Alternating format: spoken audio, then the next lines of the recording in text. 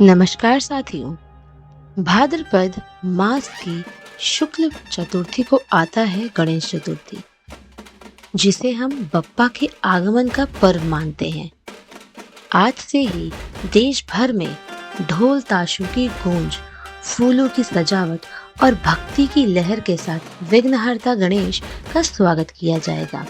गली गली में पंडाल सजेंगे, घर घर में गणेश जी की प्रतिमा स्थापित होगी और हर जगह यही गूंजेगा, गणपति बाप्पा मोरया। गणेश जी की पौराणिक कथा क्या है? पुराणों के अनुसार माता पार्वती ने एक दिन स्नान करते समय अपने उपटन से एक बालक की रचना की और उसमें प्राण फूंक दिए। उन्होंने उस बालक को आदेश दिया कि जब तक मैं स्नान कर रही हूँ, कोई भी अंदर न आए। कुछ देर बाद भगवान शिव वहां पहुंचे और बालक ने उन्हें रोक दिया। शिव जी ने समझाने की बहुत कोशिश की, लेकिन बालक अपने कर्तव्य पर अडिग रहा। क्रोध में आकर भगवान शिव ने उसका सर काट दिया। माता पार्वती जब बाहर आई तो अपने पुत्र को मृत देखकर शोक में विलाप करने लगी। पार्वती के क्रोध से तीनों लोक कांप उठे। तब भगवान शिव ने उनके शोक को शांत करने के लिए बालक के शरीर पर उत्तर दिशा की ओर पाए गए प्रथम जीव के सिर को लगा दिया और वह जीव हाथी था। इस प्रकार गणेश जी को नया जीवन मिला और वे हाथी मुख वाले गणपति कहलाए। उसी समय देवताओं ने उन्हें आशीर्वाद दिया कि संसार में हर शुभ कार्य से पहले गणेश जी की पूजा की जाएगी। तभी से वे प्रथम पूज्य बने। गणेश चतुर्थी का महत्व क्या है?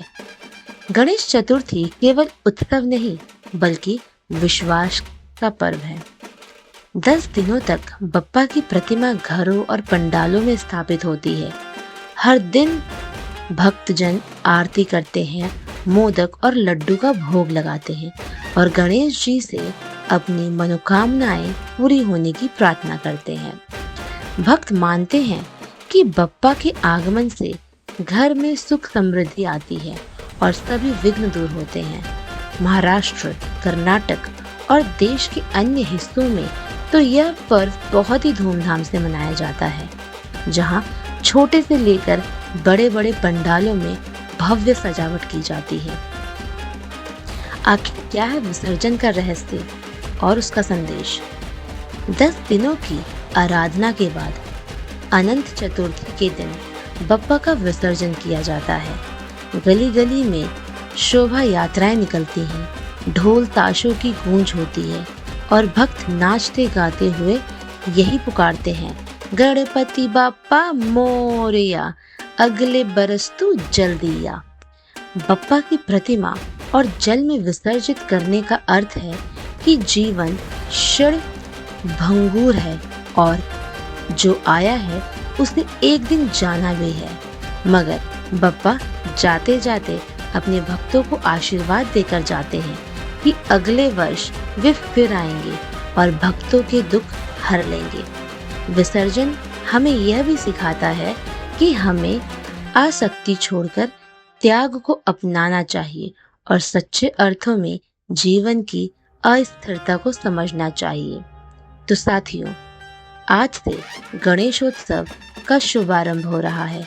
आइए हम सब मिलकर बप्पा का स्वागत करें और उनसे यही प्रार्थना करें कि हमारे जीवन से विघ्न दूर हो, सुख समृद्धि का वास हो और हर घर में आनंद का दीपक जले।